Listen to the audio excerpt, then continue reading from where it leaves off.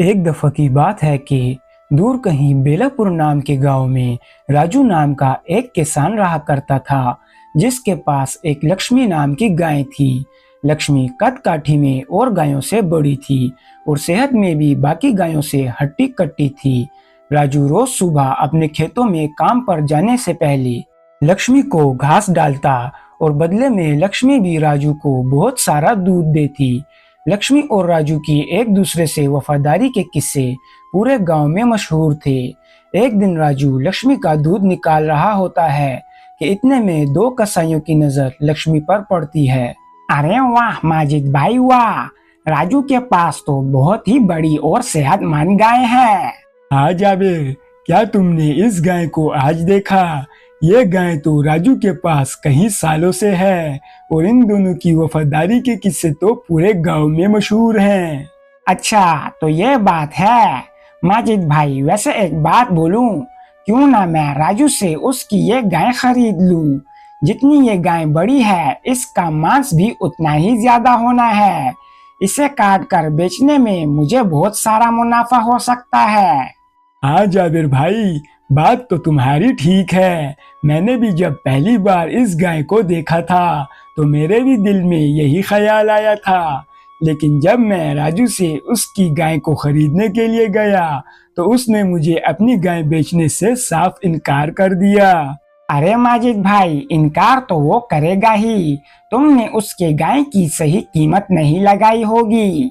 अरे नहीं जाबिर भाई, बात ये नहीं है। अरे माजिद भाई छोड़ो ये सब बातें, मेरे साथ चलो और देखो मैं राजू से उसकी ये गाय कैसे खरीदता हूँ। मैं उसकी गाय की ऐसी कीमत लगाऊंगा कि वो बेचने से इनकार ही नहीं कर पाएगा। हाँ ये लो लक्ष्मी, आखिरकार मैंने तुम्हारा सारा दूध निकाल ही दिया। आज भी तुमने हमेशा की तरह बहुत सारा दूध दिया है। तुम तो इतना दूध देती हो कि इसे बेचकर हमारे घर का खर्चा अच्छे से चल जाता है।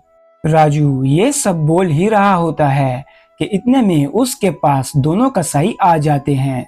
सुनाओ राजू भाई, कैसे हो? अरे माजिद भाई और जाबिर भाई, आप दोनों यहाँ? मैं बिल्कुल ठीक, बताएं आज यहाँ कैसे आना हुआ?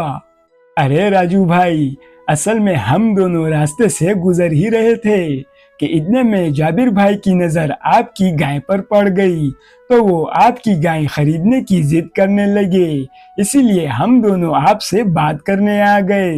हाँ राजू भाई, मुझे आपकी गाय बहुत पसंद आई है, मैं इसे खरीदना चाहता हूँ। अरे माफ कीजिएगा जाबिर भाई, लेकिन मैं अपनी लक्ष्मी को नहीं बेचना चाहता। अरे राजू भाई तुम फिक्र ना करो, मैं तुम्हें तुम्हारी गाय की बहुत अच्छी कीमत दूंगा।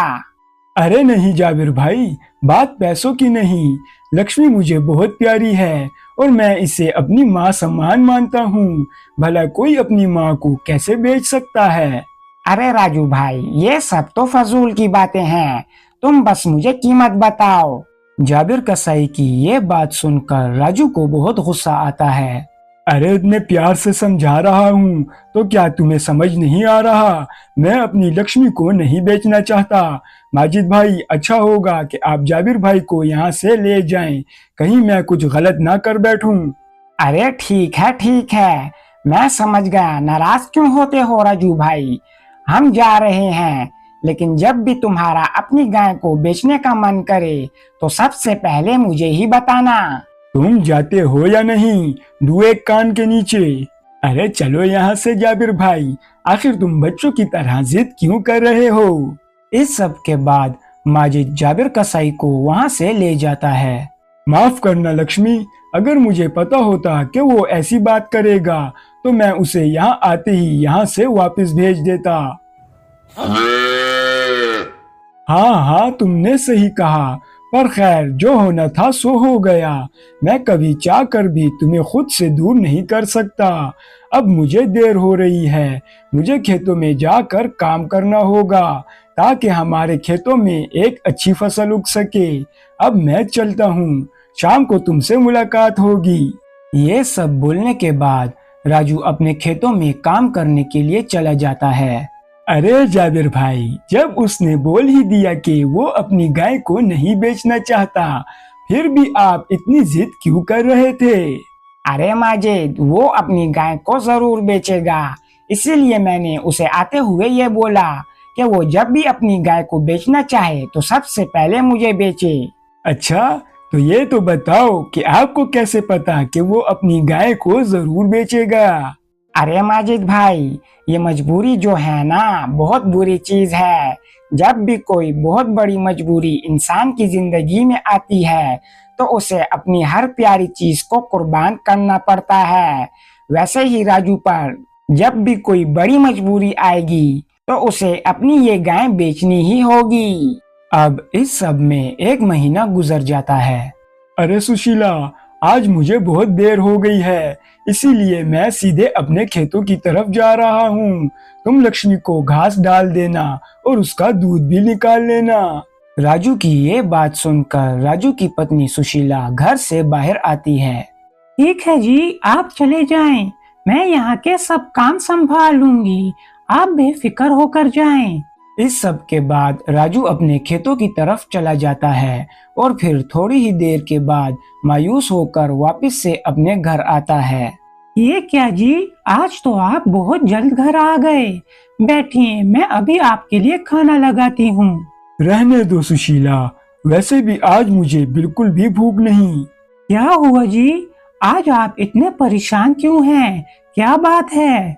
सुशीला, अब मैं तुम्हें क्या बताऊं, इतने दिनों से मैं अपने खेतों में इतनी मेहनत कर रहा था और सोच रहा था कि जितनी ज्यादा मेहनत और लगन से मैं अपने खेतों में काम करूंगा उतनी ही अच्छी फसल उगेगी। लेकिन हुआ उसका उल्टा ही। जहां बाकी सबकी फसल चमचमा रही है, वहीं हमारी फसल को कीड़ा लग गया, जिसकी वजह से हमारी सारी फसल खराब हो गई और मेरी सारी मेहनत पर पानी फिर गया। ये क्या कह रहे हो जी, ये तो बहुत बुरा हुआ, पर आप इतने निराश ना हो, शायद इसी में हमारा भला हो। सुशीला, मैं निराश कैसे ना हूँ।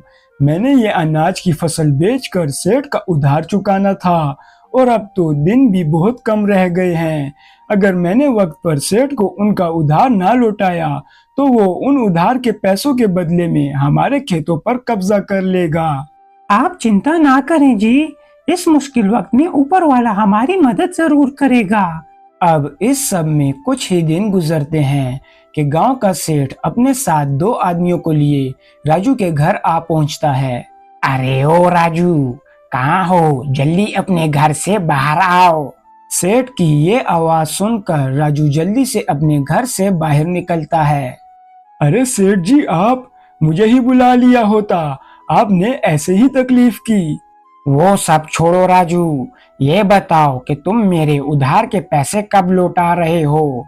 तुमने मुझसे वादा किया था कि तुम अपनी इस बार की अनाज की फसल को बेचते ही मेरे उधार के पैसे लौटा दोगे, लेकिन अब तक तुमने मुझे एक फूटी कौड़ी भी नहीं दी। सेठ जी, मुझे माफ कर दें, मैंने अपने खेतों में बहुत मेहनत की थी, लेकिन आखिर में कीड़ा लगने की वजह से मेरी सारी फसल बर्बाद हो गई, जिसकी वजह से मैं एक ठेला तक नहीं कमा पाया। देखो राजू, मेरे सामने ये बहाने ना करो, कुछ भी करके मुझे मेरे उधार के पैसे वापस लौटाओ, वरना तुम्हारे लिए अच्छा नहीं होगा।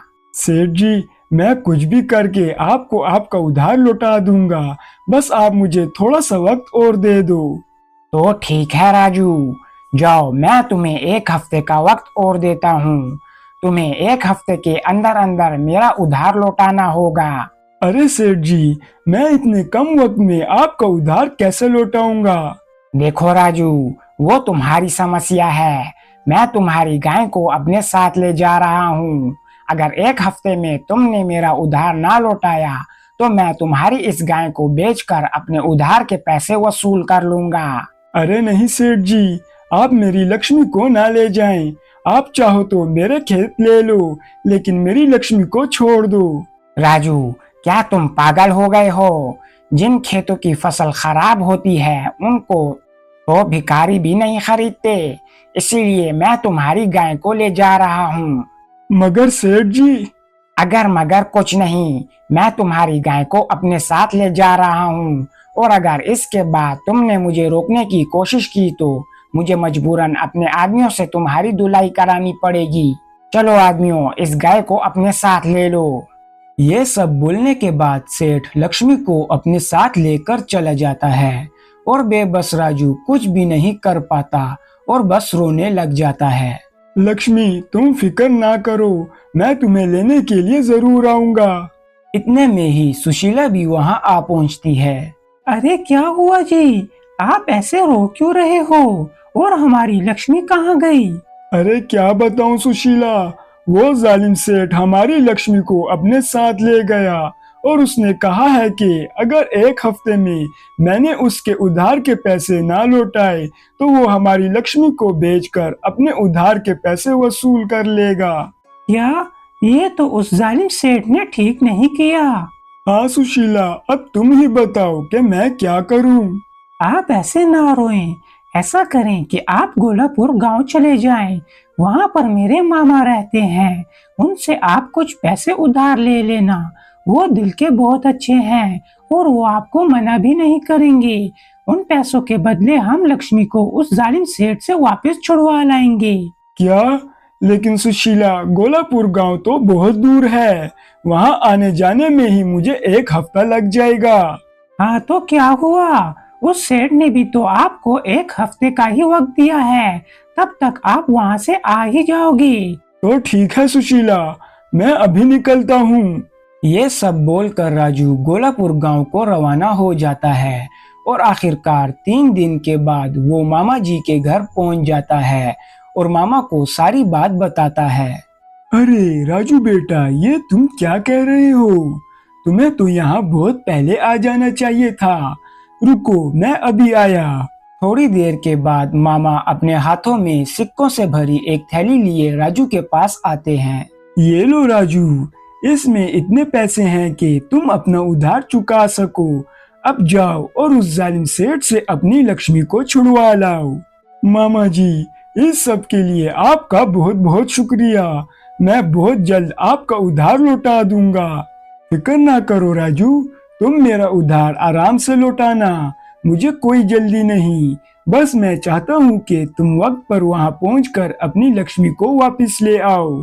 ठीक है मामा जी, मैं अभी के अभी जाता हूँ।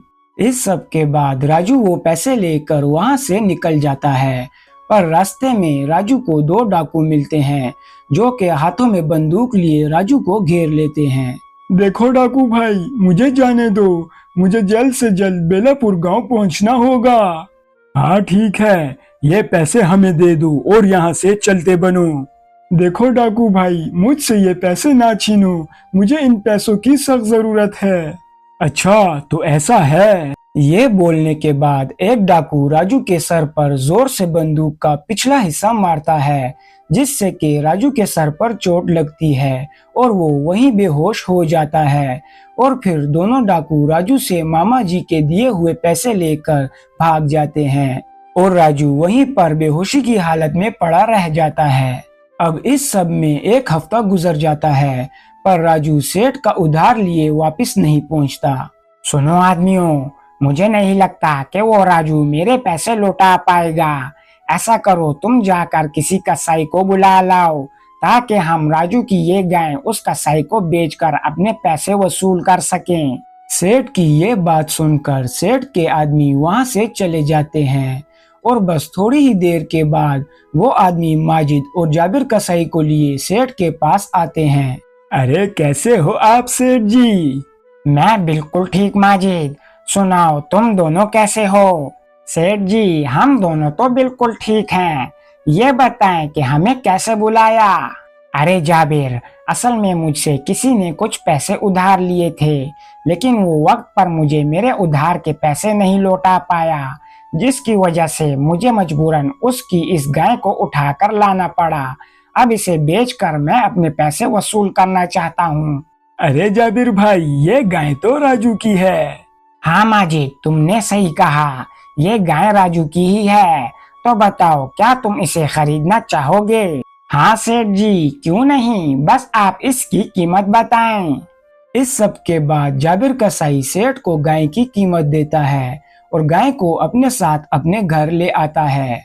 तो देखा ना माजिद भाई, मैंने तुमसे क्या कहा था कि जिस भी दिन राजू मजबूर हुआ तो वो अपनी इस गाय लक्ष्मी को जरूर बेचेगा। हाँ जाबिर भाई, आपने बिल्कुल ठीक कहा था। अब ऐसा करते हैं कि अपनी छुरियां तेज करते हैं और थोड़ी ही देर में हम इस लक्ष्मी को काटना शुरू कर देंगे। हाँ ठीक है जाबिर भाई। इतने में ही एक बाघ जंगल से भटकता हुआ बेलापुर गांव आ पहुंचता है और शिकार की तलाश करते हुए वो बाघ जाबिर कसाई के घर के पास आ पहुंचता है। अरे ये बाघ कहाँ से आया, भागो यहाँ से। ये बोलते ही माजिद वहां से भाग जाता है और बाघ गाय और जाबिर के पास आ पहुंचता है। एक तरफ बाघ होता है और दूसरी तरफ गाय लक्ष्मी और दोनों के दरमियान में जाबिर कसाई खड़ा डर से कांप रहा होता है। इतने में ही बाघ जाबिर पर हमला करने के लिए जैसे ही आगे बढ़ता है तो लक्ष्मी जल्दी से बाघ को एक जोरदार टक्कर मारकर दूर फेंक देती है। ये सब देखकर जाबिर भी वहां से भाग जाता है, लेकिन इतने में ही बाघ फिर से उठ खड़ा होता है और गाय पर हमला करने को भागता है और गाय भी बहादुरी से बाघ के साथ लड़ पड़ती है। लक्ष्मी काफी देर तक बाघ से लड़ती है और इतने में ही एक गोली चलने की आवाज आती है जो कि बाघ को लगती है और बाघ वहीं जमीन पर ढेर हो जाता है और लक्ष्मी भी बाघ से लड़ते लड़ते घायल हो जाती है और जमीन पर बड़ी दर्द से कांप रही होती है। इतने में ही हाथ में बंदूक लिए वहां पर राजू आता है। अरे मेरी प्यारी लक्ष्मी, ये तुम्हें क्या हुआ? तुम फिक्र ना करो, मैं तुम्हें कुछ नहीं होने दूंगा। अब इस सब में कुछ ही दिन गुजरते हैं और राजू लक्ष्मी को ताज़ा घास दे रहा होता है और लक्ष्मी मजे लेकर वो घास खा रही होती है और लक्ष्मी को बाघ ने जो जख्म दिए होते हैं वो भी अब धीरे धीरे ठीक हो रहे होते हैं। इतने में ही माजिद और जाबिर वहां आते हैं। कैसे हो राजू भाई, और अब हमारी लक्ष्मी कैसी है? हम दोनों ठीक हैं जाबिर भाई, बस आप मुझे कुछ दिन और दे दें। मैं अपने खेत बेच रहा हूँ, जैसे ही कोई सही ग्राहक मिलेगा तो मैं उससे पैसे लेकर आपको दे दूंगा। आखिर आप भी सेठ से मेरी लक्ष्मी को पैसे देकर ही लाए थे। अरे नहीं नहीं राजू भाई, आपको मुझे पैसे देने के लिए अपने खेत बेचने की कोई जरूरत नहीं। आखिर आपकी प्यारी लक्ष्मी ने मेरी जान बचाई है। अगर ये ना होती तो अभी मैं भी यहाँ ना होता। इसीलिए आप सेठ को दिए हुए मेरे पैसों को तोहफा समझकर रख लें। अब तो आपको अपने खेत नहीं बेचने पड़ेंगे। आपका बहुत बहुत शुक्रिया जाबिर भाई, लेकिन अब भी मुझे अपने खेत बेचने होंगे क्योंकि मैंने सेठ का उधार खत्म करने के लिए मामा जी से कुछ पैसे उधार लिए थे जो कि रास्ते में डाकुओं ने मुझसे छीन लिए। इतने में ही वहाँ मामा जी भी आ पहुँचते हैं। अरे नहीं नहीं बेटा, उसकी भी तुम फिक्र ना करो। अरे मामा जी, आप यहाँ? हाँ मेरे बच्चों, तुम लोगों को एक जरूरी बात बतानी थी, इसीलिए मुझे यहाँ आना पड़ा। कैसी जरूरी बात मामा जी? असल में जिन दो डाकुओं ने राजू को लूटा था वो एक दूसरी जगह पर डाका डालते हुए पकड़े गए, जिसके बाद उनकी खूब पिटाई हुई और फिर उन्होंने जिन जिन लोगों से माल और पैसा लूटा हुआ था वो सब उनको वापस लौटा दिया और उन्होंने राजू से जो पैसे लूटे थे वो भी उन्होंने मुझे वापस दे दिए।